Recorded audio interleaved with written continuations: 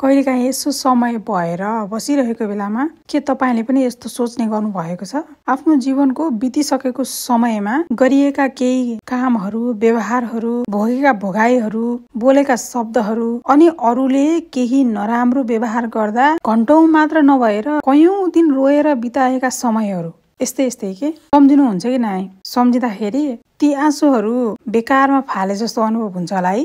तैट त्यस्तो मान्छेको लागि, जो मान्छे मेरो आफ्नो कोही हुँदै होइन, उसले मलाई त्यस्तो व्यवहार गर्यो भनेर मेरो जीवनको यस्तो अमूल्य 2-4 दिन मैले रोएर बिताएँ। मेरो 2-4 दिन भए पनि बेकारमा खेर फालेछु मैले। त्यस्तो खासै ठुलो इस्यु नै रहेनछ। जो मान्छेको मेरो जीवनमा शून्य अस्तित्व छ, त्यो मान्छेको लागि अथवा त्यो मान्छेले केही भन्यो भनेर, केही व्यवहार गर्यो भनेर, केही मेसेजहरू रिप्लाई गरेन भनेर त्यही कुरा मात्र दिमागमा खेलाएर आफ्नो अमूल्य जीवनको केही दिन बेकार फालेछु भनेर सोच्नुहुन्छ होला है।